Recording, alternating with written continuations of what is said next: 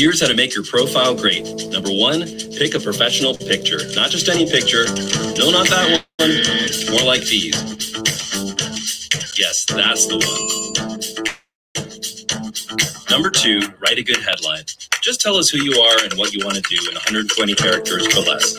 Yeah, like that. Remember, nothing too personal, nothing too clever.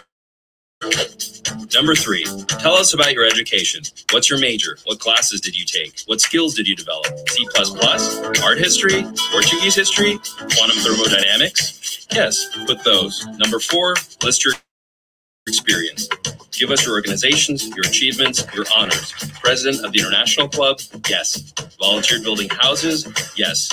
Invented a cat toy? Yeah, sure, that counts. Number 5, get recommendations. Prove you've got what it takes. Get managers, mentors, and professors to post something that says, this person is smart, hardworking, good-natured, and well-rounded, or something like that. And then you're done. You shout, this is me! You do a celebration dance. You feel good. You stand out. You know you're on your way because there are jobs to be found and recruiters looking to find you as you watch this. That's right now, this very second. What are you waiting for? Go, find, be found.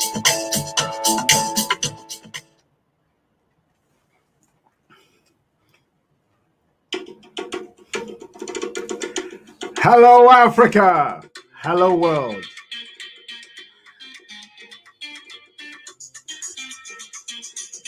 How you doing? It's so good to connect up with you. Thank you to another LinkedIn live stream where we'll be focusing on young professionals and helping them get jobs. Shortly, I'll be joined by my moderator, and I will introduce my moderator, and she will introduce the panel that we've got today. But as we wait for that, tell us where you're watching from. Tell us what questions you have and what you want us to focus on. It's going to be a recorded session. So if you need to leave the session, it is okay. It will be recorded and shared so that you can watch it in great detail. We encourage you, as you watch this session, to tag a fellow professional, tag a student, tag an alumni, tag a graduate, tag a job seeker who's out there right now trying to find an economic opportunity. Because in this session, which is based off a live discussion, no presentations, live discussion talking about real world situations, how to get interviews, how to get internships, how to find jobs that are hidden from the rest of the market. What are the things that you need to do as a young African professional in order to go out there, to be found, or to find the economic opportunity that you deserve? I encourage you to ask questions throughout the course of the session. My moderator, Margaret, will be there to field any questions that you have. And as you ask questions, we're going to be showing you live on screen. So my very first sign up and guest to give us a comment is Emmanuel. Welcome, Emmanuel. Thank you for bringing you and your followers onto this platform so we can talk and give advice to all young professionals that are out there. Richard, thank you very much for joining us. Beatrice and everybody else who's joining, I encourage you to tag a fellow professional so that they get the opportunity to ask questions. Now, I've spoken too much and I've led too much of this conversation. It's a conversation where I am a guest, I'm a panelist, and now it is time to introduce Margaret, who is going to be actually moderating and hosting us today. Margaret, welcome. Thank you so much, Stuart. I am delighted to be in today's session, and I want to thank each and every person who is streaming in to this event. Today, we will be focusing on graduate employability dilemma.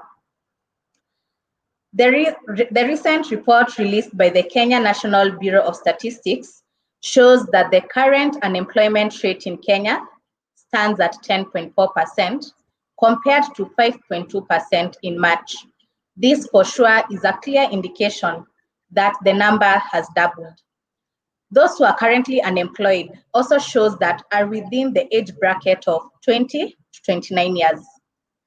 Even those who have been employed, the number has decreased, currently standing at 57.7% from 64.4%. when I look at that report, it's a confirmation that the unemployment rate is still a major concern affecting the youths of Kenya today. Today, I am joined by a panel of subject matter experts who will be able to take us through the topic of discussion. I want to encourage each and every person, please post your question and we will be able to address the question as we go through the session. Our first panelist happens to be Marianne Lawrence. She is currently the Talent Manager and Organizational Effectiveness Manager at British American Tobacco. Marianne, please welcome and tell us more on what you do. Thank you, Margaret. So as she's mentioned, my name is Marianne Lawrence. I currently work at British American Tobacco as a talent and OE manager supporting East and Southern Africa. I'll tell you a bit about myself as we go through the rest of the session. Thank you and look forward to interacting with you. Thank you so much, Marianne. Our second panelist happens to be Kamal Daisy Onyango. She is currently the Country Talent and Learning and Development Manager for Coca-Cola Beverages Africa. Kamal, please tell us more on what you do. Thank you, Margaret. Hi, everyone. My name is Kamal Daisy Onyango. Rightfully said, as Margaret said, I'm the Talent, Learning and Development and Organizational Design Manager for Coca-Cola Beverages Africa in Kenya. And I look forward to an engaging discussion with each and every one of you and hopefully tell you more about myself as we go along. Thank you. Thank you so much, Kamal. Our third panelist happens to be Nicholas Kasidi. He happens to be the Head of Talent Engagement at East Africa Breweries Limited. Nicholas, welcome to this session and please tell us more on what you do. Thank you. Thank you very much, Margaret. Happy to be here. My name is Nicholas Kasidia.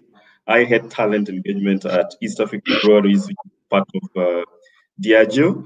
I like describing myself as a talent leader, a HR thought leader, a career coach, and a Pan-African headhunter. Looking forward to the conversation and let's have some fun while at it. Thank you so much, Nicholas. We now have Stuart Samkange. He works at LinkedIn and he's in charge of the Graduate Activation Program in Africa. Stuart, please tell us more on what you do.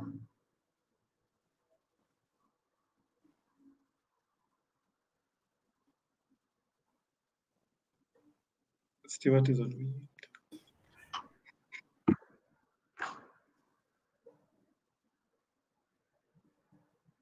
I work at LinkedIn and my LinkedIn is leading the Graduate Activation Program, which sees me working with universities, sees me working with students and helping them chart out new economic opportunities by starting their careers on a professional platform like LinkedIn.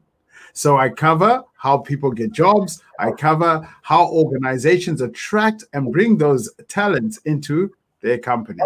I'm looking forward to sharing my best practices with everybody that's on the stream today. Thank you so much, Stuart. Like I mentioned today, we will be talking about the graduate employability dilemma. Marianne, I know you have been a graduate trainee before. Please take us through your experience. Thanks, Margaret. So I think I'll just give an overview of my career and, of course, link into how I became a graduate trainee. So I started off my career as a marketing intern. And then at that time, I was looking for a graduate program within the Kenyan market. So through, of course, the job search, I happened to go for an interview at General Electric. And interestingly, at that time, Nicholas was the interviewer. So having come from a marketing background, here was I looking for a HR career, given that I'd heard good things about General Electric. And based on the attitude or the performance I had through the interview, I actually got the opportunity to start at General Electric as an intern. And then through the process, based on my performance, I was transformed into what they used to call ECDP, which was Early Career Development Program, which is in essence a graduate entry program. So I went through the program for 1 year, and then upon completion, I graduated into a talent acquisition specialist as my first. And through my interaction with other members of the organization, there was one of our executives at the time who told me that I like the way you're performing, and I think you would do well based on where I came from. That was British American tobacco. So the person asked me, maybe you can give it a try next time. But then I was like, I mean, why would I go back to doing another graduate program? I've just, finished one and my career is kicking off in the right direction. Anyway, I applied for the Global Graduate Program at BAT and I was successful. So through this program, there was a bit of a difference in terms of what I had experienced in my other initial graduate program. This particular program was a stretch program, in that I had to learn 4 of the key HR competencies: HR business partnering, talent, reward, and employee relations within 1 year. And I was actually tasked with live projects. So for ER, I actually sat through a collective bargaining agreement negotiation. For employee engagement and relations, we were moving from one system to another. So I was the project lead for East and Central Africa in that front. And then from a talent perspective, I was charged with recruiting the annual intake of interns that we had for the organization. So quite a stretch, but it was a good experience. And what I liked about me taking, like, I would say, a step back in my career and starting all over again, I got to see HR in a different front, got to learn new things that I had not experienced before. And I think it's what elevated me now in terms of growing my career going forward. So, all in all, what I want to say is going through a global graduate program or a management trainee program will give you an experience and a stretch that is different from a normal recruit program, because in that you'll need to experience different areas within a short period of time, depending on the nature of the program. I know some programs are 1 year, others are 2 years, others stretch up to 3 years. But all in all, the essence of the programs are to enable you to build your skills and accelerate into leadership in comparison to your other peers who maybe may need to take a bit more time. So that's the benefit I would highlight and what has been my journey. So very diverse, very interesting, and yeah. Thank you so much, Marianne. I get you're saying that you went through 2 graduate programs, one in General Electric and another one British American Tobacco. And out of these graduate training programs, it has accelerated you to be where you are today. So advice to those who are applying for the graduate trainees: don't feel bad when you're going for 1 or 2 programs. You might never know where you might land. I know at times when you're applying for this graduate trainee program, we are taken through a graduate assessment center. And at times as graduates, you're not sure what to expect, what it entails. Today we have Nicholas Kasidi, who went through a graduate assessment center. Nicholas, please share your experience with us and what to expect when we go through an assessment center. Yeah, thanks. I think I tend to resonate with Marianne's story very well. I think mine was quite almost about 10, 12 years ago when I was starting out my career in HR. So I happened to come across Shell. Shell, the company, was one of the companies I really wanted to work for at the time. And what happened is that, when I had started working, I started with an internship where I was, and Shell was one of the top 10 companies I had highlighted. So I sort of knew what my target companies were looking like. So it happened that they were, hiring for management trainees, what they were calling MTs at the time. So I applied, and to my surprise, we were over, I think, 1,000 applicants at the time. And I was fortunate enough to be invited for an assessment center at their Nairobi, HQ, which I went in. I'd never attended any assessment center before, so you can imagine how anxious I was. I was looking forward to, such a rigorous process. And the process was rigorous. To be honest, when I got into the venue, we were settled. We were told, what to expect. There were a couple of activities that we have to go through, right from group work, case studies. There were a number of role plays.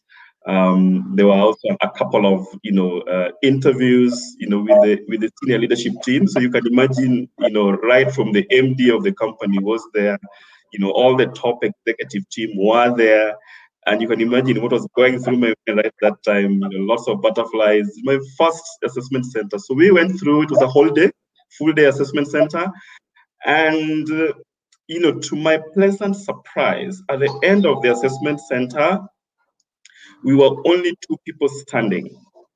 Yeah, so I was the only one at the end of the assessment center, and one other lady who progressed to the next level, having gone through that. So we were, I think, about, if I remember well, about 20 people who were invited out of 1,000 applicants. So you can imagine the rigor in the assessment process. There were a lot of aptitudes, a lot of assessments before getting there. So for me, it was quite an experience getting to the top 2. Which I never imagined, and I think I really applied myself. I had a lot of energy and a lot of potential. I was really, looking forward to this, and I really wanted this so badly, that I put so much preparation to this. I'd done a lot of pre-work before this. I did a lot of studies to understand what Shell is about in Kenya, what they do in Africa. So I really had a good background of what the program is about, what the company does, and what is expected of an ideal candidate for the MT program. So what happened? So we were top 2. We were invited back and to have a conversation around an offer. So what happened is that the other participant was given a direct entry into the MT program. And what they told me is that, look, Nick, you are really good.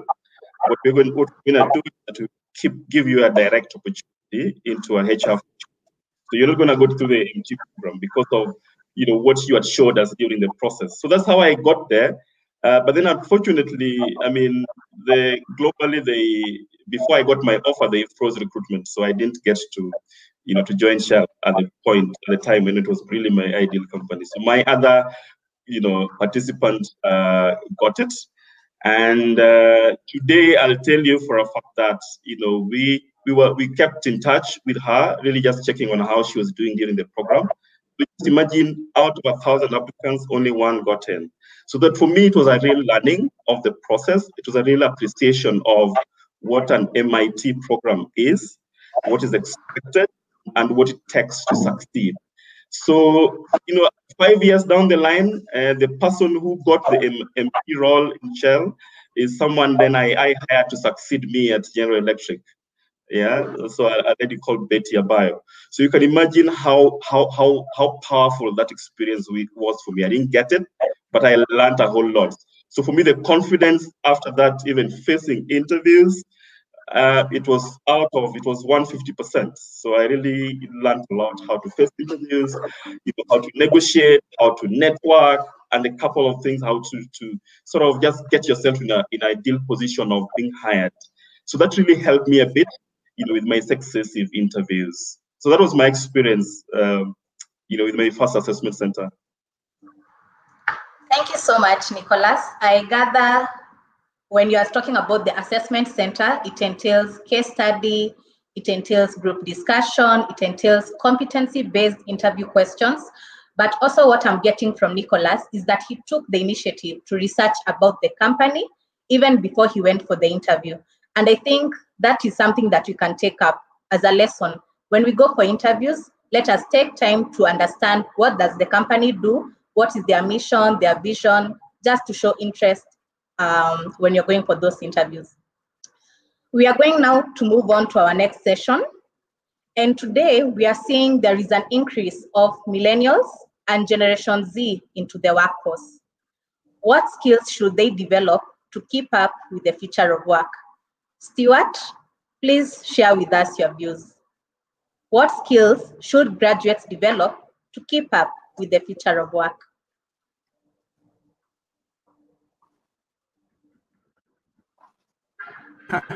Margaret, I was again on mute. I hope you can hear me now. The advice I've always given young graduates is to focus on soft skills. As much as you can each have technical skills and competencies that you have developed through the studies that you've done, through the internships that you've done, right now, the world that we live in, it is for us to develop soft skills. And in particular around soft skills, I have a soft spot, for lack of a better word, particularly around communication skills. Why? Because the world we live in has changed. A lot of us communicate on mobile devices. That can tend to have brevity, that can tend to sway towards slang and getting straight to the point. But if we are to succeed in the world of work, if we are to get informational interviews, if we are to get our alumni and our networks to help us access jobs, then the way we communicate will speak about us as an individual and as a professional. So focus on your communication skills, because it's also important for you to develop those communication skills, because as you can see right now, a session like this would have been done face-to-face. We're now doing a lot more web conferences, a lot more discussions electronically, including the interviews you're going to get into. So develop your communication skills. Develop your skills around persuasion. Develop your abilities around collaboration. Develop your ability to lead, to coach, and to educate those around you. Because these soft skills speak volume for you when you're not in the room. So if a recruiter sees that you have a YouTube channel, or that you post videos live on LinkedIn, or that you are showing examples of the work that you have done, this speaks volumes about you when you're not in the room. So learn to communicate on multiple platforms, as you need to multi-thread and reach the key stakeholders that will give you that job. So soft skills is the thing for me. LinkedIn has a list of the top 5 soft skills. We're going to be sharing it in the group where you found this event, and we'll be showing you also how you can get some of those soft skills.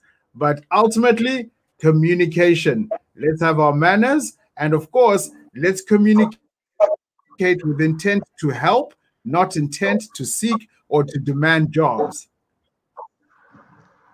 Thank you so much, Stuart. Just to reiterate on what Stuart has mentioned on communication, I would encourage people to join Toastmasters International, which is an organization that helps people to improve on their communication skills. I happen to be a Toastmasters, and I have seen the benefits of being in that, Toastmasters group. Nicholas, do you have anything to add when it comes to the skills that graduates need to have to be able to cope up with the future of work?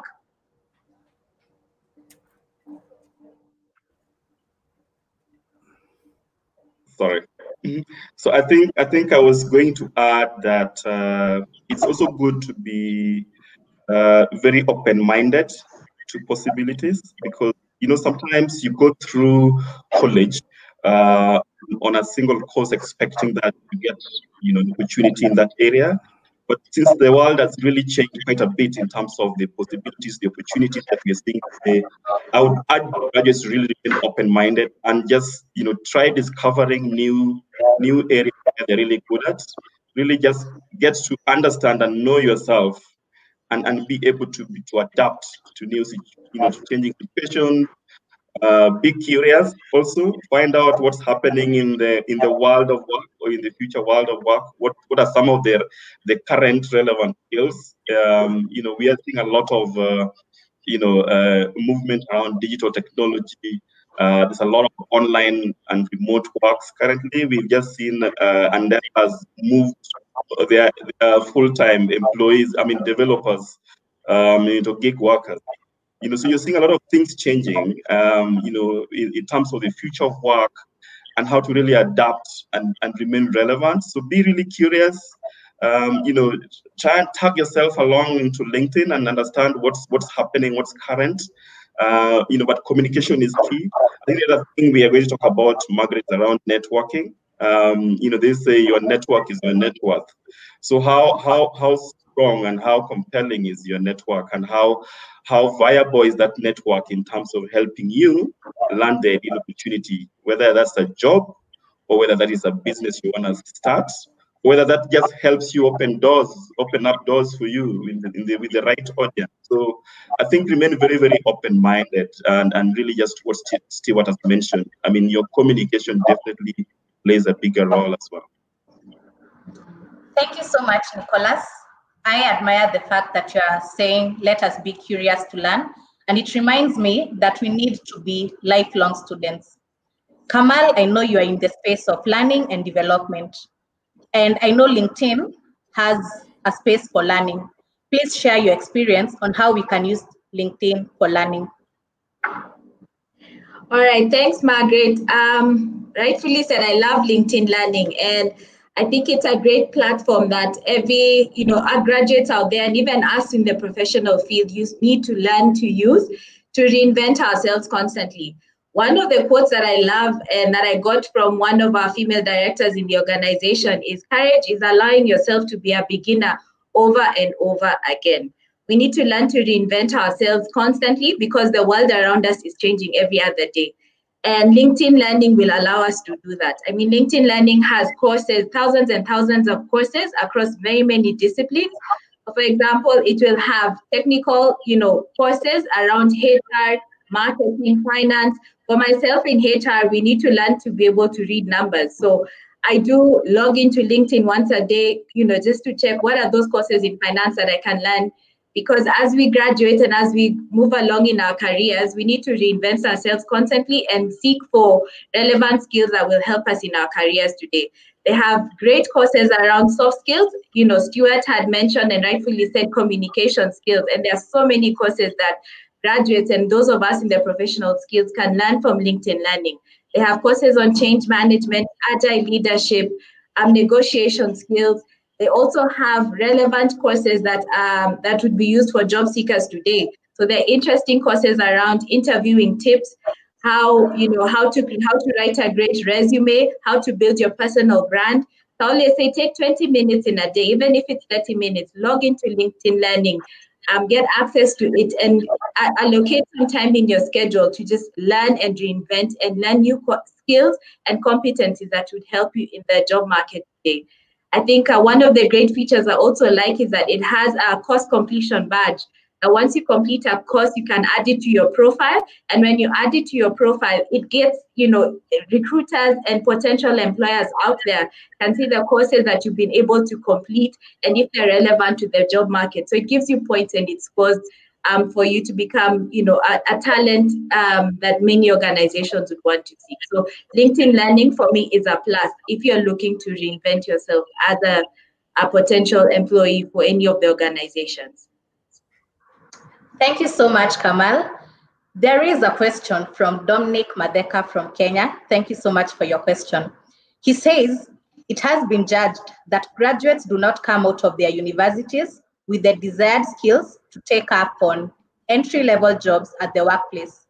This has led many organizations to invest heavily in training graduates to fully fit in their jobs. What measures can be put in place to close this gap? Nicholas, you want to share your insights before I ask Anne-Marie?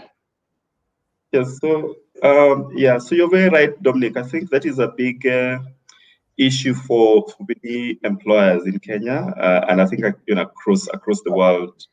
So, you get into college, and when you graduate, you struggle, landing an ideal opportunity in the industry. So one of the things I think we should do, and some of us, some of us in the industry have been trying to initiate through some of the learning institutions is joint partnerships. Things like working in collaboration with the schools, to really get them to understand what the industry needs, so then they can be able to incorporate that in their syllabus, in their curriculum, just to make sure that when these guys graduate, then they are ready, to hit the ground running. Even if it's not really 100%, then it's they're able to cover most of what the employers are looking for. I think the second thing is around, partnerships through internships and apprenticeship, because this really helps to prepare that school to work transition in between. So before you fully graduate, you sort of need to factor in how you are getting to make use of the some of the things you've learned in school through a practical industry experience. So a number of companies are already doing that, but it's not enough. Schools, I think, probably need to take a much more proactive approach in reaching out to the employers that would definitely tag into some of the courses that they are training graduates, so that it's more of a much more blended learning approach, rather than having to come out and then start now figuring out how will I really fit into this. So I think that's a big one for me. And then the final one is really, as I mentioned to you, being curious and the graduates themselves figuring out, who are the top employers in my course of choice, and how can I get through to them? How can I get to understand the industry that I'm really getting to move into? So let's say if you're coming into manufacturing, for instance, you'd probably want to talk to some of the top manufacturing companies in the country, the likes of Cork, BAT, EFL, and find out, what you guys look for when you're hiring interns or graduates, and such sort of aligning yourself to what these people are looking for. Find out the culture, find out the mode of working, find out the top skills in the industry. So it also takes the graduate themselves to help the industry build in that gap, as much as the industry also need to collaborate, with the top learning institutions to really figure out how to bridge that gap in terms of the courses and the programs that they're churning out, so that it's not just any program, but it's really relevant to what employers are looking for. Thank you so much, Nicholas, for sharing the insights. Indeed, it requires a two-way collaboration, both the learning institutions and also the employers reaching out to the learning institutions. The world of work is changing, and we are seeing the rise of technology, which is assisting organizations to become more efficient. At times, when we have technology, some jobs will be distracted, while at the same time, some positions will be created. We are seeing organizations investing so much on continuous learning to reskill their current employees. How can the graduates of today reskill themselves to remain an employable asset? Marianne, please share your views with us. Thanks, Margaret. So within the current context, a lot is changing. I mean, COVID has showed us this possibility of doing things we never thought that could be done before. For instance, now people can work from home full time, but they are still able to deliver on their jobs. There's also the element of people being able to leverage on tools that before was just maybe a tool for communication, in instance, the phone. So I think how students or graduates can still remain relevant alludes to some of the things that Kamal had mentioned earlier on. Keep yourself relevant, do online courses, participate in forums such as the ones we're having now, get insights in terms of what is going on in the market currently, what are some of the things that you need to look out for. Participate in what I would call discussion forums or groups. There are so many groups that are open, linked to professional associations and bodies, and they're discussing elements, whether on Telegram, Instagram, Facebook, of current things within the different respective industries. So it's also another avenue of forum for you to be able to stay up to date in terms of what is going on within the market and what potentials you may have. And then another thing I would say is also stay in touch with your networks and connections, as Nicholas also had mentioned earlier on, because that's how you get to also learn what is going on.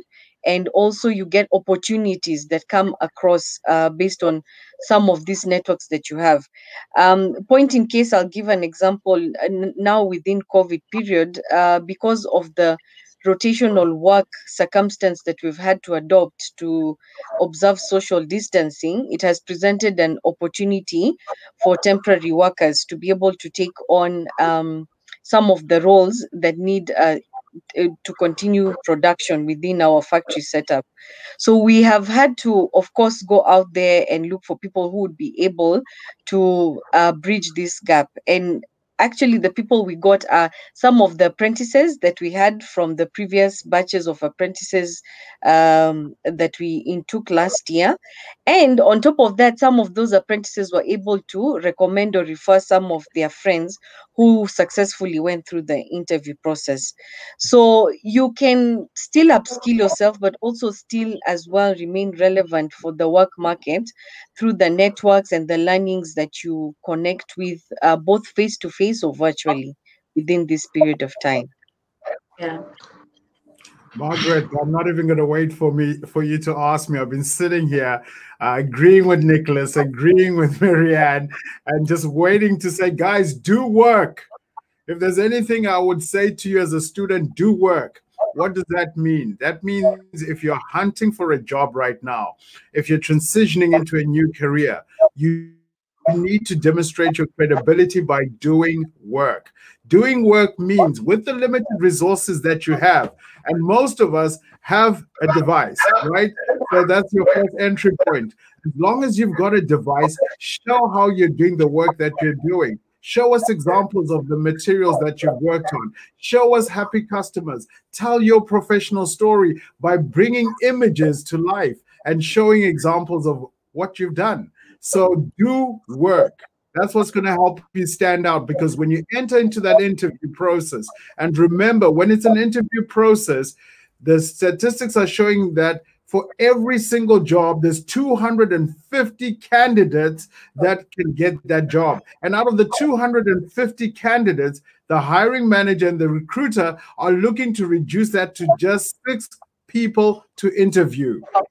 So your odds are pretty slim. So if you are going to be one of the 6, what is it you're going to show that shows you are different, that shows that you're a self-starter, that shows that you throw yourself into environments where you continuously learn, stretch yourself, make yourself vulnerable, and are continuing to learn. So do work.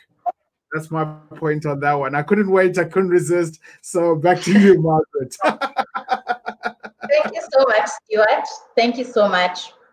I know in today's session, we not only have graduates and young professionals, but I know there are people who are involved in recruitment. What is that one critical skill that recruiters will need to have going forward in the coming years? What is that critical skill that recruiters will need to have in the coming years? Kamal, I can see you're burning to share with us your views. Margaret, thanks so much, Margaret. Like we said, and the way we are discussing is technology is going to be part of us. The world is constantly changing year on year, and there are 3 critical skills that recruiters are going to need to have going forward, and as we evolve as organizations and as the world today and our economies evolve. One of them is, getting conversant with technology. We're becoming a very digital-driven environment and economy. So as recruiters, we need to be able to, how to use technology and how do we leverage on technology to support us in our recruitment activities. How do we enhance our application tracking system to make it more user-friendly for potential employees? And then how do we make technology work for us as recruiters? The second critical skill that I would like to say is data-driven analytics. We are moving from, the usual recruitment where it's just the people, how many CVs am I getting, to actually data-driven decisions that we need to support the business and need to give to the business in order to make the right talent decisions. How are we able to say we're getting the right quality hires for our hiring managers? What are the talent trends out there? So as recruiters, we need to be able to speak numbers because business are looking to HR to be data-driven, partners to be able to support and give that business the right data to be able to make the right talent decisions. And then third, as recruiters, we need to develop agility. Agile leadership as recruiters is something that's going to be so critical and key for us as we move forward. Remember, the world is changing, so our recruitment needs are going to change. And as recruiters, we need to be able to adapt with the ever-changing needs of the business and our environment around us. So that agile leadership is something we need to adapt. Our workforce plans, the workforce needs, the business needs, the talent needs are things that are going to change. So agile leadership is something that we'll need to develop as recruiters. So those on the call who are talent managers, talent resourcing specialists, recruiters, remember the three critical skills. Be very conversant with technology, develop agile leadership, and data analytics is something that we need to start adapting as recruiters. Thank you so much, Kamal, for the insights. The COVID-19 pandemic has created havoc all around the world. Economies have been affected, and organizations are going through unprecedented times. We are seeing organizations shifting from face-to-face interviews to virtual interviews. Marianne, please share with us on how we can prepare for a virtual interview. Thanks, Margaret. So within the current context, there are various platforms that are being used to facilitate virtual interviews. So point in case, people are using either Skype, Zoom, Microsoft Teams, and other platforms to be able to conduct interviews. And of course, to facilitate this process, you need a device, both from the end of the interviewer and the interviewee. So from a candidate perspective, once you get the invite for an interview, it's advisable that you prepare accordingly for a virtual interview. And when I say prepare accordingly, there are a couple of things that you need to take into mind. So one, of course, the device you have, how good is it or how not good is it, so that you can get the best device to use through the session. Second is internet reliability. Given that this is an interview, it's you out there showcasing the best part of you or the best person you can be to the interviewer to stand a great chance to be considered for the role. So you would want to ensure that you have stable internet. Does it mean you would invest in buying data bundles so that you have adequate bundles through the session? Does it mean you would ask a friend or a colleague to use their space where there's stable Wi-Fi connectivity? So that's part of the technical elements that you need to prepare. Then when it comes to the logistical elements for preparing for a virtual interview, ideally, when you're sent the invite, you'll be told whatever platform you'll be using, whether it's Zoom, whether it's Skype, whether it's Microsoft Teams. Now, if your interview is scheduled for, let's take an instance, 3:30 p.m., it's advisable that you try logging in 15 minutes prior just to check that all the technological aspects are working. So the audio is working, the video is working, you're able to see clearly, the lighting in the room in which you're conducting the interview is conducive enough for the person you're having the conversation with to see you.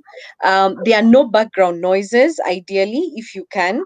But if you're in a place where unfortunately there's background noise and you can't do anything about it, at the beginning of the interview, be courteous enough to call out and say, I'm in such a scenario, and please excuse whatever background noise could be there. Then, of course, virtual interview etiquette still stands. It's a bit similar to face-to-face interview. So trying to maintain eye contact with the interviewers on the screen is very important. So look into the camera on your screen so that it would create the eye contact illusion. Answer questions accordingly when asked. And then, of course, ask for clarification if you cannot hear clearly through the session. And then, of course, with any interview, you would need to dress accordingly to look the part, because it's still an interview process. Whether you're at home, behind a desk, or wherever you are, don't show up for this interview in a t-shirt, for what we would call here in Kenya, sengenge or ngombe, a bright yellow t-shirt type of thing. I mean, still maintain the interview conduct, look and feel, dress up, look good, and go through the process having the right look, because remember, this is you selling yourself, and it's an opportunity for you to showcase who you are as an individual, and it's still a professional platform, so you need to keep with it when it comes to the etiquette, and as well as the dress code that you would be portraying to the interview panel. Thank you so much, Marianne. Speaking of dressing code, they always say your first impression is a lasting impression, and how you dress is how you'll be addressed. Marianne also spoke about preparation. If we fail to prepare, we are preparing to fail. There is a question from Hazel Gaki. She's asking, is there a secret to passing aptitude tests? Is there a secret to passing aptitude tests? Nicholas, what's your view on that? Yeah. Yes. I was actually itching to go. So I think the only secret is being yourself. Yeah. Aptitude tests really are not meant to be passed or to fail anyone. It's a tool that is part of the selection process, really just to find out how close the candidate matches the role profile of what is being hired for. I would say really there's no secret. I mean, it's just be yourself, give it your best, and if that is really for you, up for the taking, then it's for you. So most employers use it based on what the role requires and how that role, the candidate is expected to show up in terms of an ideal match for the opportunity. I don't know, Stuart, if you have any experiences with aptitude tests you could add on to this. No, Nick, I just wanted to say same thing that you've said, is that it's about you putting your best foot forward as a professional. It's not really something to pass, it's them to understand you. So be as authentic as possible. And speaking about being authentic, it's not about being authentic only on LinkedIn, where we show our best professional self. As a young graduate, I know you're interacting with multiple platforms. I know you have an Instagram, you have a Snapchat, you have a Twitter account, and sometimes we don't get great service from service providers, or we feel strongly about political, religious, or sporting issues. I would encourage you to be very mindful of your brand. Your brand speaks about you when you're not in the room. So what is it that you're posting today? What is it that you're saying about corporations where you're dissatisfied with service and are now ranting on Twitter? This goes to affect how people view you. The recruiters, before they take you through to the hiring manager or to the board, they're going to check your social media footprint across multiple platforms. Likewise, the hiring manager, whose credibility is at risk, he's again going to check your entire social media footprint. So I'm not stopping you from being your authentic self. All I'm saying is that your name is a brand. Your name translates into the business and the professional that you are. So be very mindful about the perception that you're putting up there in terms of the content you're posting. If you must have that funky, cool, fun, exhilarating Instagram account, do it. But do it maybe just using your first name, or do it using a pseudonym. because it's unnecessary to have people reading some of your social engagement photographs wrongly and omitting you from opportunities because they have a perception about a football team, or they have a different perception about a religion or a political quota or political candidate. Be very mindful about your personal brand. Own it, because that's what will get you inside the room. Back to you, Margaret. Thank you so much, Stuart. Speaking of interviews, it's very normal to be anxious. At times you have butterflies, and that's very normal. So how can we overcome job interview anxiety? Marianne, what's your take on that? Okay, so I think I'll start with the definition of anxiety, just to be clear what you're talking about. So anxiety is a stress is a feeling of panic or distress as you undergo a process, and it displays itself in different forms. So you could be shaking as one of the displays of anxiety. You could be sweating as another element of anxiety. Sometimes you could go dumb, meaning that you're not able to communicate as a result of experiencing anxiety. And there are many other forms of anxiety that you can experience. Now, anxiety and nerves are a bit different, but both of them bring the same resulting effect, in that they're things that you feel as you're going into the interview. And it's normal. Any human process that you undergo, you would have some level of nerves or some level of anxiety. And it needs a basis of personal awareness for you to deal with your nerves and your anxiety, for you to be able to walk through these processes. So I'll take an instance. My first interview, I remember I was really nervous. I had prepared. I'd done the pre-work before. I mean, I had read about the company's values, the role profile. I had gone through interview questions, and I felt I was ready for the interview. So when I went into the interview, I felt anxious, of course, before. So entering in, like for the first 5 minutes, I was actually quiet because I didn't know what to say, like, so the interviewer said, "Good afternoon, welcome, tell me about yourself." And there I was like, what is going on? Like, why can't I speak? And I realized I didn't know I was anxious at that time. But then, of course, after I left this interview, I didn't get the job for that particular interview, but it was a learning platform for me that enabled me to prepare better for other interviews. So I realized my anxiety was a result of me not practicing talking to people. So sometimes you realize you have conversation with somebody, it flows superfluous and easy, but now you're put in a room, in a setting with somebody you don't know. You've never been exposed to this situation before, and here you are, you have to answer questions. So you can deal with anxiety in a couple of ways. One is actually preparing, of course, for the interview. The second thing is actually practicing with yourself, looking at the mirror, practicing with people in the house, practicing with your other peers or colleagues, so that you gain the confidence and you're able to deal with your nerves. The other element is also posture, helps with managing your anxiety. So if you have a good approach, is when you're going into an interview room, as you sit at the interview table or currently like with the virtual setup, is to put your hands crossing each other, like your fingers crossing each other. So that sort of like manages the shaking element, and you're able to focus within the interview setup.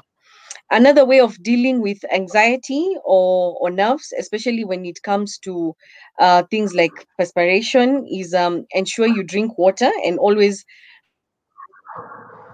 make sure that you have water in your in the event you need to, wipe off or dab off the sweat, you can just quickly do it and continue the interview without worrying in terms of how sweaty am I looking or what perception am I putting across through the interview process. So those are just some examples. Stuart is doing it. But there are different ways and elements of dealing with anxiety, but the most important one is ensure you practice before you go into an actual interview situation. It gives you the confidence, so to speak. Then another tip for the ladies, there was once I was doing a training and they said for ladies, as you go for interviews to reduce your anxiety, try things that you like doing as you would go for a function outside the normal office setup. So is it that you like wearing high heels? Is it that you like putting on a lipstick of a certain color? This also boosts your confidence and enables you to become articulate through the interview because you have that booster which gives you the confidence to speak. So yes, that's my take on anxiety and how to calm nerves through the interview process. Thank you so much, Marianne. There is a question, and the question is, how do you respond to the question, tell us about yourself? What's the best way to answer the common question, tell us about yourself? The question is coming from Ekirapa Japeth. Kamal, please share your views on that. Hi, Japeth. Thank you for your question. This is a very interesting one, and I actually saw it coming. So most recruiters and most interview panels usually use the question, tell us about yourself, believe it or not, to put the candidate at ease. But it's one of those questions that when candidates get, they become even more nervous and everything that they had prepared for goes out of the door and they forget everything. But it's actually a question that interviewers use to put their candidates at ease. Remember, and just 4 tips that I would like to share when it comes to this question. Number 1, do not quote word for your CV. Some candidates, when interviewing and they get this question, they will quote word for their CV and speak for over 10 minutes. And the interviewers wonder, okay, so how do I, you completely lose the panel altogether. So remember, keep your answer short, let it be honest, and let it, whatever answer you give, tie it back to the job description.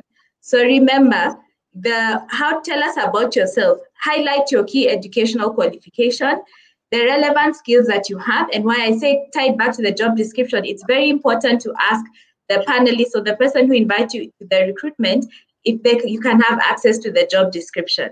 So whatever answers you give, tie it back, highlight your skills that would be relevant to the job, always tie it back to the job description because the recruiters are looking for what are those skills that you will bring to the table. So 1, keep your answer short, keep it brief, tie your skills and experience back to the job description. And remember, be confident in your answer. Do not quote word for your CV. If you can keep it under 2 minutes, perfect. Highlight any key, recommendation or qualification that you had, but always remember what value do you bring to the table. So 3 critical answers. Do not quote word for your CV. Keep it short, keep it brief.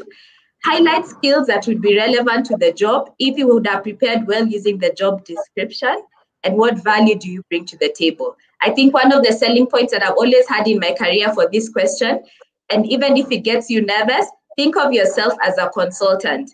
When you're going to the interview panel, you're a consultant for yourself. You're selling what you can bring to the table. So what are those? Remember, a consultant will tell you what are the skills they have, the service offerings that they have. They're very confident of themselves, and this is the value that I will bring to you. So when you sit on that table and you get that question, think of yourself as a consultant and sell your services, your skills, and your value to the panel to gain that leverage of that confidence that you will need to be able to answer that question. Thank you so much, Kamal, for that insight. Research shows that most recruiters are using LinkedIn to get candidates either for the clients they are working for or the company they are currently working for. Nicholas, do you know of people who have gotten jobs through LinkedIn? And if so, how can we use LinkedIn to get a job and grow our careers? Yeah, so thanks, Margaret. I think, as you said rightly, LinkedIn is now the most widely used platform for any professional engagement, whether it's for jobs or for people sort of just highlighting, their skill sets and what they're really good at, and even employers leverage LinkedIn quite a bit in to position their opportunities. So the people I know actually are all sitting in this platform. So myself included, I got my first job through LinkedIn. I've never gotten anything outside of that platform. So when I got my current opportunity, I was, always, I think I had a connection over 5,000 connections on LinkedIn at the time. And I had already registered, for job alerts. And I exactly knew, I think, what I really wanted. So based on my skill set, I was really targeting opportunities related to talent. That's how I landed. And I know so many other people. I think 85% of the time, we rely on LinkedIn a bit, for hunting, especially for critical opportunities, even for, very senior roles. And especially for people who might not really apply for roles which have been, posted, on your website. So definitely LinkedIn is a great platform, and the way you leverage it definitely would actually offer you that opportunity, and also being more visible to employers. There's a lot of tips currently on the that you can take advantage of. That is just the basic package, or you want to advance into the premium package. Find really what works for you. But Margaret, as you mentioned, I think LinkedIn has become now the go-to place for most people looking for opportunities, jobs, or even consultancies, or even businesses. Most businesses use it to add products. So I would say, try and brush up your profile. Get some help if you think it's not really up, and leverage it as much as you can. And also beyond LinkedIn, there are also many other job boards you could use. So when I joined GE, I applied through a job board, Monster. There are many other online job boards you could use, and yes, they work. And just ensure that you position yourself right to be visible and have a credible profile online. Thank you so much, Margaret, Nicholas. I want to jump in right there. I'm going to disagree with Nicholas right now and see if I can put him on the spot. So, Nicholas, you had some fantastic points, and I totally agree with you. But we are not a job board at LinkedIn. Job boards are where you go and put in your details and you pray and hope you get something. We are a platform where you're going to learn, where you're going to network, where you're going to share and have a reason to come back every single day. But I am not stopping you from using other platforms. There are platforms made specifically for designers, engineers, etc., that might help serve your need as a young graduate. So make sure you are multi-threading, but do it systematically. Don't be random and don't fire off the same CV to every single organization. As Kamal told us earlier on, you want to read the job description. You want to understand the organization by researching it, as Marianne said as well. Get to understand the people, get to understand what problems they're having and how you can help solve for those before you approach, before you apply, and before you connect up with people. So do your research, get to know the organization, get to know the culture, get to see if it's a fit for what you want to do in life. And once you've got that right, then go out there and systematically apply only for the companies and roles that you want to work in. But Margaret, I hand it back to you as we get more questions.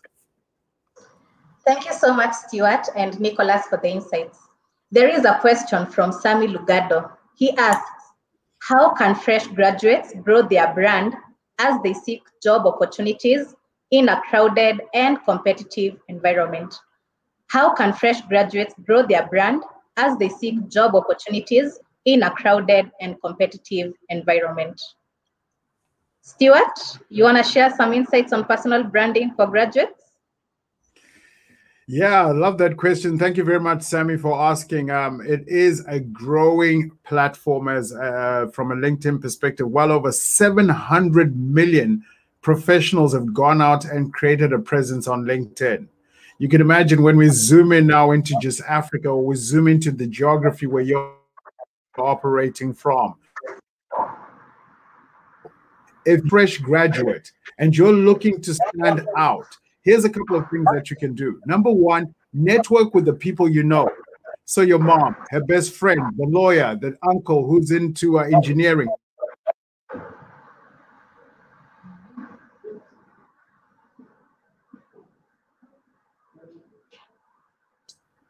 Number two, go and join groups. Go and join groups that are in the jobs and the careers that you aspire for, because this will teach you how to communicate in those groups. This will teach you the tone and the problems that those organizations might be facing. Number three, if you really want to stand out, listen carefully now. If you really want to stand out, write articles on LinkedIn. Publish articles from your own personal perspective of what it's taken to get you where you are today. So yes, you're a fresh graduate. What was your education background like? What was your experience, and what did it take for you to go through the course that you went through? Was it funding supported by family? Was it you working part-time jobs? Was it you volunteering for the student newspaper? What is it that you went through that will form a part of the edutaining story that you will tell other professionals to know who you are as a person, what you stand for, and what you've learned and you're now sharing with your network. So if you want to stand out as a student, if you want to stand out as an alumni, if you want to stand out as a graduate, if you want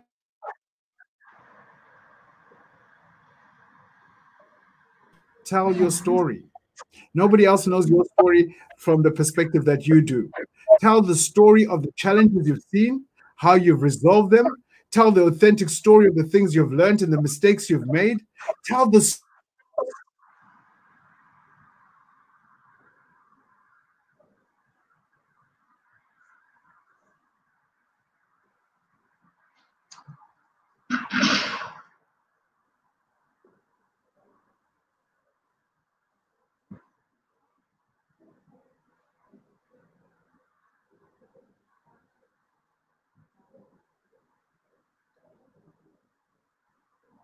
Stuart?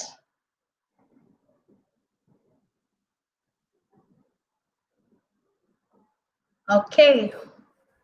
Hello, Margaret. So sorry, I lost you there for a second. I guess I was talking too much. The technology cut me out. But I hope you got the point. yes, we did. You are mentioning about the importance of telling a story, the importance of writing articles, which is quite insightful, and thank you so much. An interview panel happens to be a two-way session. At times, when we attend interviews, the interview panel will ask us questions, and at the end of the interview session, the interview panel might ask us, do you have any question? So what are the appropriate questions to ask at the end of the interview session, so we don't find ourselves where we are asking the panel, when can I report for that job? This might show that you are overconfident, only for you to get a regret email. That can be embarrassing. Kamal, please share with us what are the appropriate questions to ask at the end of the interview session. Okay, thanks, Maggie. That's also another one of the questions that I did see coming. Remember, guys, you never get a second chance to make a first impression. So when you start strong, remember to close strong. And how to prepare for this question, and how to prepare for this question around, do you have any questions for us? This is a question that will enable you to showcase your interest and your passion and your commitment to wanting to join the organization. So when this question comes to you, remember to prepare using three very key things. When you go onto the company website, research, don't only look at the About Us section. look at what's their mission, what's their vision, what's their strategic agenda, what's their sustainability agenda, what is it that they're, what is the company involved in? Just don't focus on the About Us section. Also, look at their press releases and publications. Are there any recent mergers or acquisitions that they have gone through? And number 3, always look at a company's social media pages. A lot of the organizations nowadays have social media pages, and social media pages can tell you a lot about an organization's culture, new promotions or promotions that they have within their market, new products that they are launching, CSR activities that they have overtaken. Gain a lot of insights around the company that you want to apply for, around those 3 key things. So I'll just reiterate. Remember, research on the company's website. So not only about us, but their mission, their vision, their strategic agenda. Look at recent press releases or publications that they have had. And lastly, look at their social media pages. Remember, you can get very good questions to ask at the end of the interview panel, such that, for example, if you maybe come onto the Coca-Cola's CCBA page and you see that we recently launched a new juice flavor, a great question to ask the panel would be, I recently saw on your social media pages that you launched a new Minute Maid juice flavor. Do you foresee expanding your juice portfolio to support your strategic agenda as an organization? For example, put the panel, it's your time now to put the panel and test the panel's knowledge of their organization. So you are the one on the hot seat, but now you need to put the panel on the hot seat and show your interest in the organization. That you have researched and you have read and you put a lot of thought process into wanting to get to be part of this organization. And remember, after they've asked the question, if at the point of closing and the panel asks you, do you have any more questions? And after you've asked them at least 2 questions about the organization, then you can close it. What are the next steps? If they already have not told you. So the last question around what's the next steps, let that be the final question that you ask. When they give you this question, do you have any question for us? Don't let what are the next steps be the first question that you give. Let that be the last question, but ask 2 questions that are pertinent or relevant to the organizations, what the activities that they are having. And remember, always remember, you need to close strong. You started strong, so close strong. Ask about 2 questions relevant to the organization, and then your 3rd question can be, what are the next steps from here? Don't be that candidate that just stands up and says, no questions, and I walk out the door. You only get 1 chance to make a good impression. Thanks, Margaret. Thank you so much, Kamal. I know... Margaret, do you mind if I chip in with a personal comment here? Just another rookie mistake I've seen students make when they're asked, are there any other additional questions? And I think some, because they're coming from a sales background, they tend or have been coached to ask the question, is there anything about me in this interview that was not clear, or anything you'd like me to clarify, or anything that you're not happy with me that you'd like me to help answer right now? Now, what you're doing is you're asking that person to find, and as Kamal has just said, start on a positive, end on a positive. Don't put them in the awkward position where you're asking them to think negatively about you. Don't put them in the awkward position of asking when the job starts when you know there's 3 other interviews to follow. Don't put them in the awkward position of asking about leave days or asking about lunch and those types of things, because these are things you will find out when you get the job or when you do the research. So, guys, very tactical. Yes, I don't ask about salary as well. Oh, yeah. Well, actually, funny you should say that. We actually have a question coming up about salary. So over to you, Margaret, and back to you, Nicholas. You're ready for that one. I think Nick has got an answer for us. Nick should take it. Yes. There is a question from Brian Aholi. Brian is asking, what is the best way in response to the question on salary expectation? Nicholas, over to you. Yes. I think I already alluded to it. So when they ask you about your salary expectation, if you are not sure exactly what the role pays, and in most cases you will not know, it would be good to sort of give a range or mention you are open. If you already have an idea based on where you're coming from and also on the level of the role you've applied for, then what you could say is that, look, this is where I have been. I'm looking for instance, for a 20% increment on my current pay. Yeah, but if you're not sure, I would rather just keep it very open and say, look, I'm open to, to what this role provides, and I'll be looking forward to hear from you.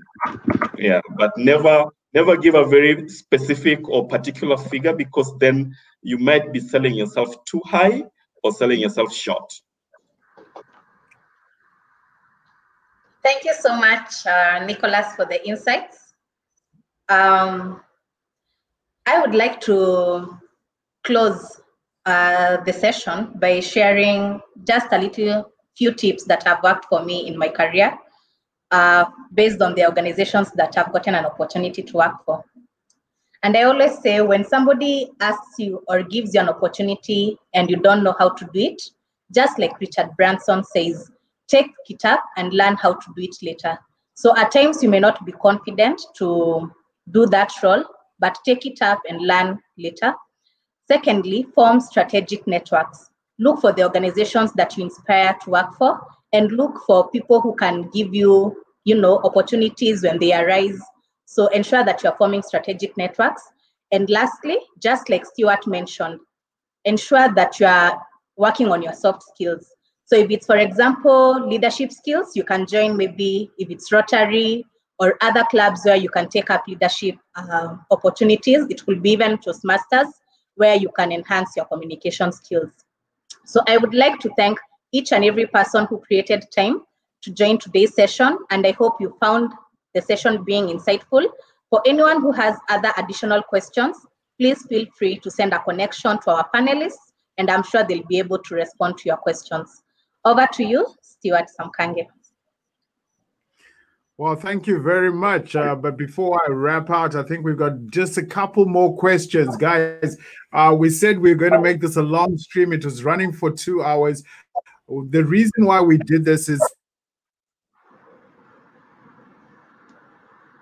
answer your question. So the idea was to record this, and then we'll make it available in small bite-sized chunks of learning, so that you can go back and listen in on the areas that matter to you.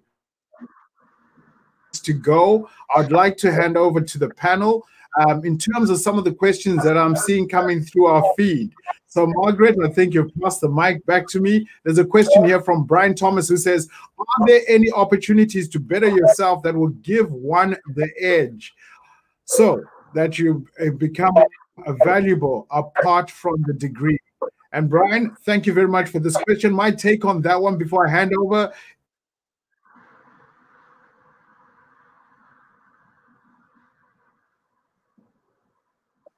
To do work. That's the number one thing that will help you stand out if you're telling the story.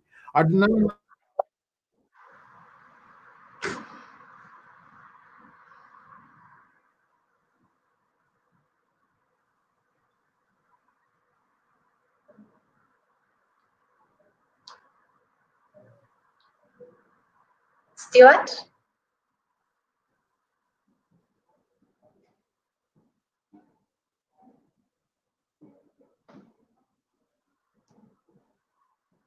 I think he has frozen or something. Okay, so yeah. So Nicholas, maybe you can take it up kindly. Yeah. So yeah, if I had Stuart right, so I think what he was trying to say is, try and find other areas of strengths or passion, and try and do the work. I mean, what I studied, it's not really the reason why I'm here today. I did something around philosophy, and this has really just opened up a whole new world of possibilities for me. So I try capitalize on my strength, I'm very passionate about talent and getting to know people and learning. So that's how I found myself here. And then I look for other things that make me happy and make me thrive whenever I do them. It's whether supporting people, advice or coaching, or projects I like doing, like entrepreneurships, helping startups. So just find things that would add value, to your basket of degree, and don't just keep to just one area of single opportunity where you have. So I would say try and find other ways that also make you tick, beyond what you've learned in school or beyond that degree. Because we got so much potential, guys. A lot of potential. I think I doubt whether I've exhausted even 20% of what I can do. Like, there's so much out here. I've been trying pastry, in the last 3 months of COVID, staying at home, and I think I'm really getting better at it. So just find that can make you really depend in a way and make you happy and the really passion of yours, and you can do something meaningful out of that. I want to add on to what Nicholas is saying. I think another thing that really strengthens or helps you stand out from the crowd is also the extracurricular activities you engage in. So I remember once when we were doing interviews, there was a gentleman who came out to say that he does cycling, okay? And as part of his cycling, he actually brought out some elements that he's learned or to embed that has helped him develop in his leadership. So things around perseverance, being resilient, even when the bike has a breakdown or something like that. And this person actually got the job out of sharing something that was extracurricular related, but the aspects that he related with the job he was applying for came out through this particular instance, through that question that you sometimes people ask, so what's your hobby or what do you do in your free time, type of thing. So sometimes you need to also be linked or bring out the elements of extracurricular or social work activities that you're engaged in and link it to the context of the job, because in reality, especially if you're a entry level recruit, at times you've not really had the work experience, but there are elements in your life that bring out some of the attitudes or competencies that the employer is looking to recruit for. So I would say that would also give you an added advantage if you have other things other than just the degree that you're putting forth on the table to the interviewers. Yeah. I think just to close up on this discussion, Margaret, from me is, remember 2 key things where we said develop soft skills aside from your degree.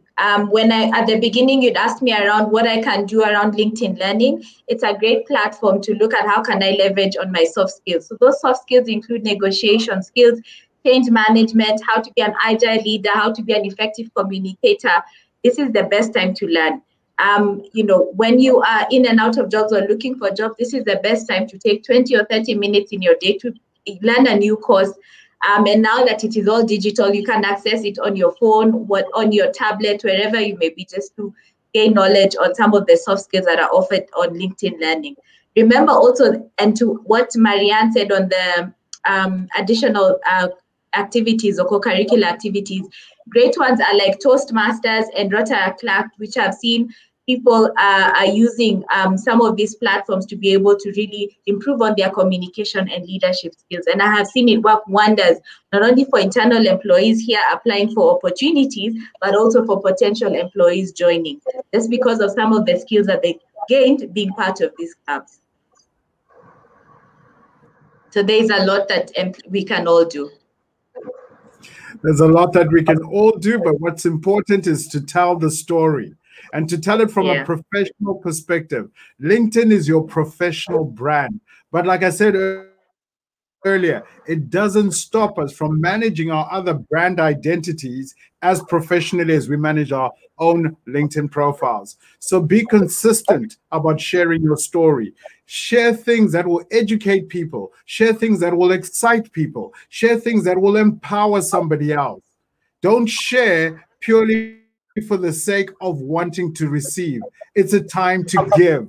So even as you reach out to people and you say, let us work together, or let me have time to understand your company, or let us even connect on the platform. As you make those reach outs, what are you saying about yourself, the value you bring, and to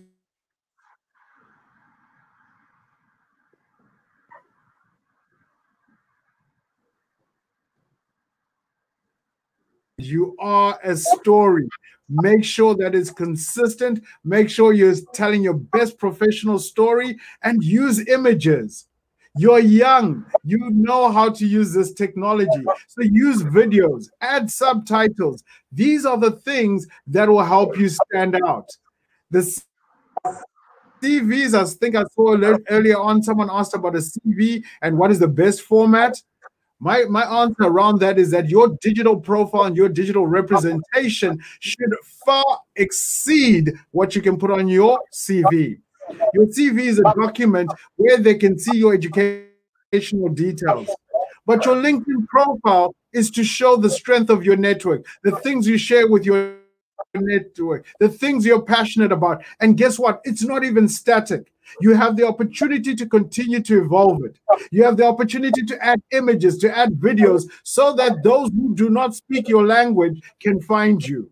And what's more important as well is that by you using these technologies and using them consistently, you grow as a professional.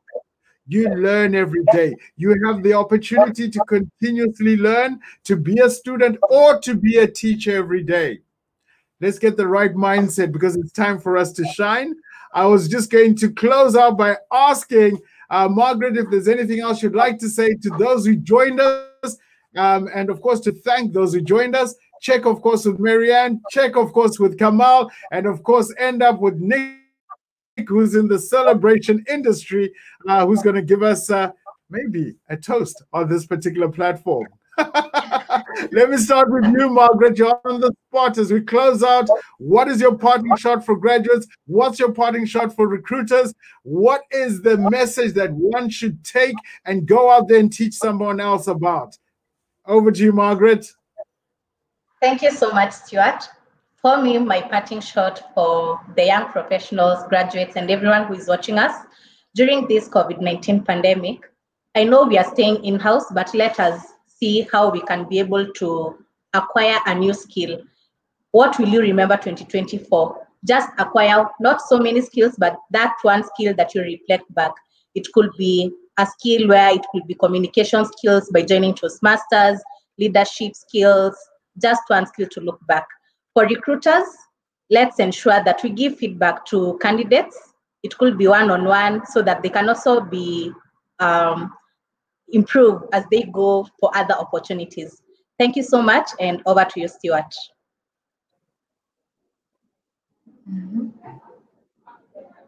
I'm going to play past the mic here, so going to hand it over to Marianne. Okay, Stuart. So for me, my parting shot to the students is stay agile, move with the times, change with the times, be open and adaptable to whatever situation you're currently experiencing or you're in. Remain connected with your networks, very important at this moment. And also, I just want to highlight at British American Tobacco, we currently have 3 graduate recruitment opportunities, one in finance, one in IT, and one in HR. So please, if you're a job seeker currently on the forum, you can go on and apply. Check out my LinkedIn page after the session. I'll post the jobs there as well, so you can click on the link and go and apply to them. And then finally, for recruiters out there, right now is our time also to support the talent industry by giving back through having sessions such as the ones we're having currently. Give back, help candidates shape their profiles, help candidates know how they can stay relevant and how they can look for jobs within the context we are in and also going forward in the future. And thank you very much for the opportunity and look forward to connecting with you on LinkedIn and other platforms. Thank you.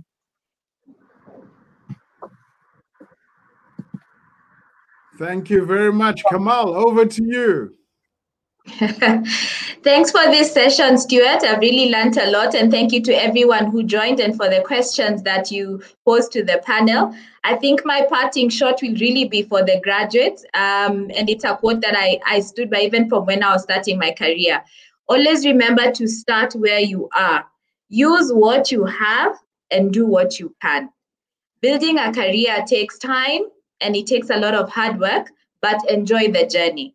Learn from each and every experience that you go through, network, and never burn bridges. It's never too late to start, but just remember, start where you are, use what you have, and do what you can, and enjoy the journey. Thank you very much. Last but not least, we're going to move over to my man, Nick. Nick, yes, you're in the yes, celebration thank you. And EABL. Yeah. I mean, we celebrate life every day, everywhere. That is our purpose in Diageo. So you can only imagine how I spend my, my free time. Yeah. But my final thoughts on this, guys, is your professional career should be like a camera. Focus on what's important, capture the good times, develop from the negatives, and if things don't work out, take another shot. And if you're in my industry, you know what kind of shot I'm talking about. Yeah, but on a serious note, take another shot. It's never too late. Someone saying, is it too late to start? No, it's never too late to start. You can always try again and again and again. Never give up. Every season presents an opportunity. Like where we are in now, this COVID situation has lots of possibilities, lots of opportunities. Giving up is actually to the detriment of your own self and potential. So go for it, guys. You got the world for the taking.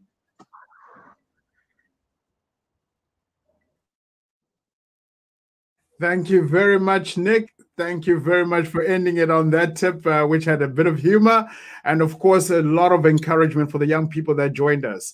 Thank you for your time.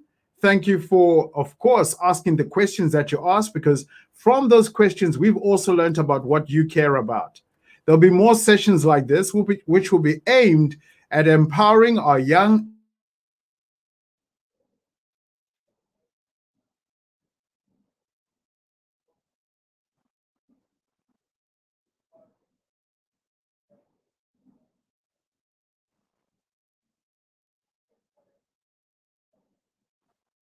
sure that you are being found on the global platform and that you are able to provide remote services and remote work.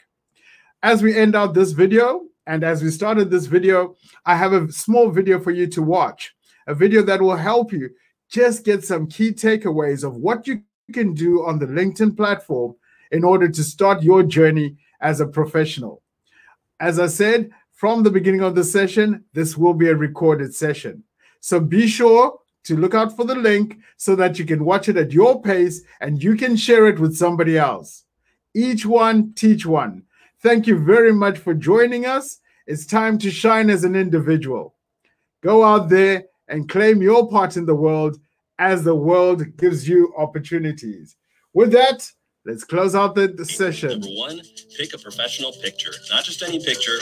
No, not that one. More like these. Yes, that's the one. Number two, write a good headline.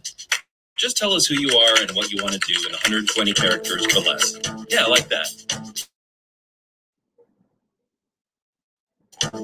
Nothing too clever. Number 3, tell us about your education. What's your major? What classes did you take? What skills did you develop? C++? Art history? Portuguese history? Quantum thermodynamics? Yes, put those. Number 4, list your experience. Give us your organizations, your achievements, your honors. President of the International Club? Yes. Volunteered building houses? Yes. Invented a cat toy? Sure, that cat. Number 5, get recommendations. Prove you've got what it takes. Get managers, mentors, and professors to post something that says, this person is smart, hardworking, good-natured, and well-rounded. Or something like that. And then you're done. You shout, this is me! You do a celebration dance. You feel good. You stand out. You know you're on your way because there are jobs to be found and recruiters looking to find you as you watch this. That's right now, this very second. What are you waiting for? Go, find, be found.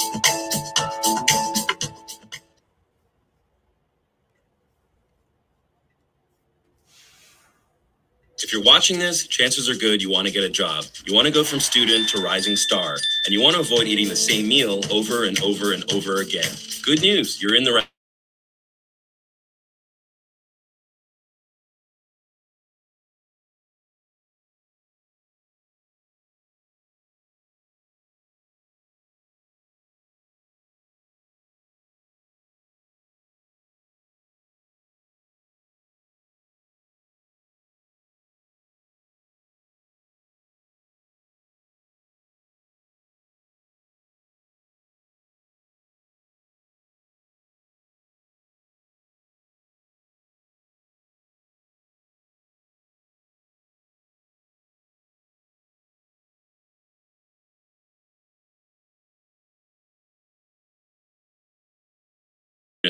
time to get down to business. You start to tailor your profile. You start applying. You feel empowered, in control, like you should be CEO. That gives you an idea. You look up all the CEOs of all the companies you want to work at. You see one of them went to your university. Then it hits you. You see a clear path from campus to career. You feel like you can see the future. You wonder if you're psychic. Should you start a hotline? No, back to plan A. You keep tailoring and connecting and applying, and before you know it, you start getting responses. First a few, then more, then an interview, and then you're hired. And that's when the real learning begins.